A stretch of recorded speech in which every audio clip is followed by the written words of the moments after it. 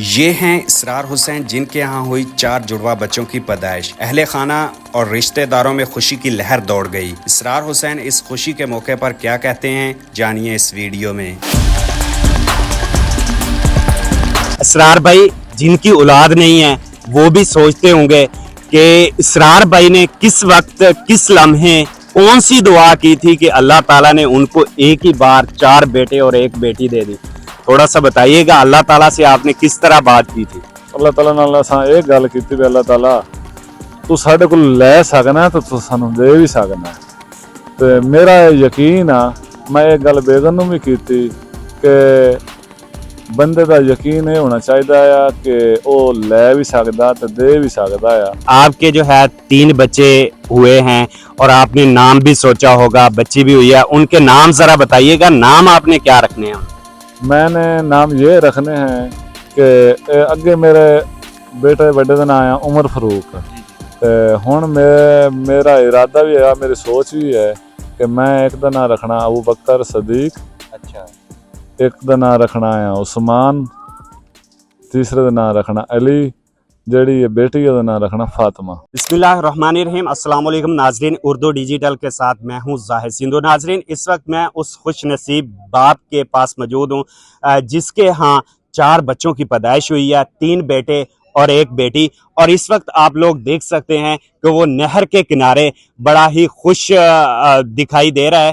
اور یہاں پہ میں بتاتا چلوں کہ ان کے ہاں مبارکباد کا جو سلسلہ ہے وہ بھی جاری ہے، بہت زیادہ علاقے والوں کو خوشی ہوئی ہے، رشتہ داروں کو خوشی ہوئی ہے، اور جو ہے بڑا خوش ہے اسرار بھائی۔ السلام علیکم۔ وعلیکم السلام۔ اسرار بھائی کیا حال ہے؟ خیریت، ٹھیک ٹھاک ہے۔ اچھا اسرار بھائی بتائیے گا، سب سے پہلے تو آپ کو بہت بہت مبارک ہو، کتنی خوشی ہو رہی ہے؟ خیر مبارک، بڑی خوشی ہے، بہت خوشی ہے۔ اچھا اسرار بھائی آپ کی شادی کو کتنا عرصہ ہوا ہے؟ 4.5 سال ہو گئے نے، 4.5 سال۔ اچھا 5 سال تسی دسیا ہو گئے نے، تے اے دسو کہ پہلے بھی تہاڈی کوئی اولاد ہے سی؟ ماشاءاللہ ایک بیٹا ماشاءاللہ زندہ آیا، او دا نام ہے عمر فاروق جی۔ اس تو بعد ایک بیٹا فوت ہو گیا ہے، او دا نام سی ابو ذر۔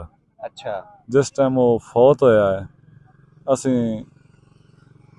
صبر کیتا ہے۔ اچھا، ہاں جی، پریشانی بھی آئی کیونکہ جدوں اولاد فوت ہوندی ہے تے سب تو زیادہ غم جیڑا او ایک ماں نوں ہوندا تے ماں دی اس وقت کی کیفیت سی تے تسی پھر کس طرح دعا کیتی کہ اللہ تعالیٰ نے تانوں ایک ہی دفعہ 4 بچے دے دیتے؟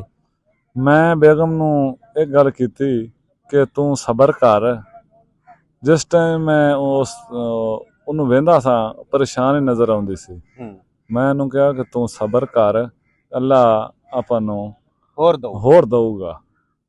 جنہ صبر زیادہ کریں گی، ایک دل تو گل نہیں لہدی ماں دے، باقی او دی اگلی کفیت نہ رہی۔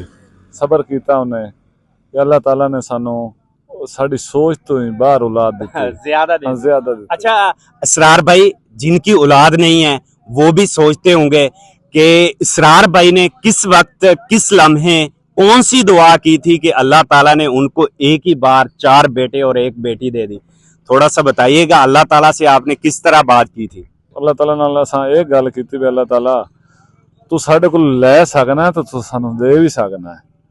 تے میرا یقین آ، میں ایک گل بیگم نوں بھی کیتی کہ بندے دا یقین یہ ہونا چاہیے کہ وہ لے بھی سکدا تے دے بھی سکدا ہے۔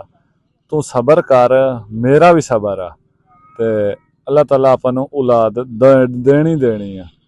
جنہ زیادہ صبر کریں گے انہاں اللہ زیادہ دو گا۔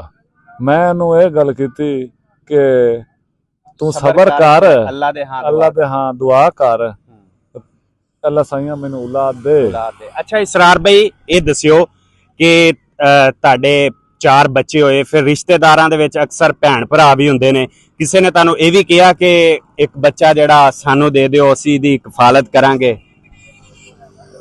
میری رشتہ داراں دے وچ میری ایک ہمشیرہ آ، شادی شدہ ماشاءاللہ، وہ 3 بیٹیاں نے، انہیں کہا بھی اسرار بھائی میری نیانے دے اپنا بچے ہون تو پہلے انہوں نے میں کہا سی، پہلے جڑا فوت ہویا اس ٹائم ہی میں ہمشیرہ نوں گل کیتی کہ میرا دل یہ آندا کہ میں تینوں ایک میرا اگے ہے عمر فاروق، میں تینوں ابو ذر بھی دے دینا۔ اچھا تے انہوں نے کہا کہ اسرار بھائی گل یہ بیمار آ، اللہ نے شفا دے، تینوں اللہ تعالی ہور دو گا تو میں تیرے کو لوں۔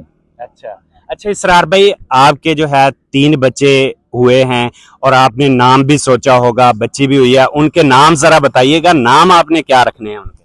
میں نے نام یہ رکھنے ہیں کہ اگے میرے بیٹے بڑے دا نام ہے عمر فاروق، جی جی تے ہن میرا ارادہ بھی ہے، میری سوچ بھی ہے کہ میں ایک دا نام رکھنا ابو بکر صدیق، اچھا ایک دا نام رکھنا ہے عثمان، تیسرے دا نام رکھنا علی، جیڑی یہ بیٹی ہے دا نام رکھنا فاطمہ۔ واہ جی واہ، ماشاءاللہ بڑے ہی خوبصورت ਨਾਂ جڑے نے انہوں نے تجویز کیتے نے اور رکھن جا رہے نے۔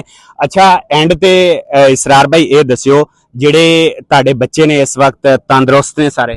ہاں ماشاءاللہ ٹھیک ٹھاک نے، سارے ٹھیک ٹھاک نے بالکل، اللہ دا شکر ہے، اللہ انہوں نے ہور صحت دے۔ جی میں پریشان نہیں، میں بہت خوش ہاں۔ خوش۔ اچھا اسرار بھائی یہ دسیو، جنہاں دی اولاد نہیں ہے انہاں نو کی پیغام دو گے؟ اسی انہوں نے اولاد دا پیغام یہ دینے ہاں کہ تسی صبر کرو تے اللہ تے یقین رکھو، جس ٹائم تساں صبر کرو گے تے یقین تانوں آپے آ جانا ہے۔ اللہ 100% گل ہے، جس ٹائم تسی صبر کرنا ہے تانوں اولاد اللہ تعالیٰ نے دینی ہے۔ جی بہت بہت شکریہ اسرار بھائی تاڑا۔ ٹھیک ہے، مہربانی۔ جی ناظرین، اس وقت میرے ساتھ ان بچوں کے دادا جی موجود ہیں، تو ان سے جانتے ہیں کہ یہ خوشی کا اظہار کیسے کر رہے ہیں۔ جی بزرگوں، ہم کو اللہ پاک نے بہت خوشی دی ہے اور ایک بیٹی 3 بیٹے دیے ہیں۔ اسی اللہ کا بڑا لاکھ لاکھ شکر ادا کرتا ہوں، اور میں دادا ہوں ان بچوں کا، اسرار کا میں والد ہوں۔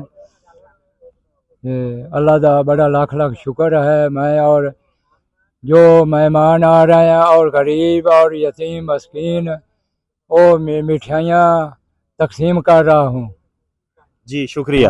اللہ کا بڑا لاکھ لاکھ شکر ہے، ہماری نسل پہ یہ کام نہیں ہوا، یہ اللہ پاک نے نیا کام ہم کو دکھایا ہے۔ اللہ کا بہت بہت شکر ہے، اور ساڈے نبی حضور صلی اللہ علیہ وسلم کی امت بڑھ رہی ہے۔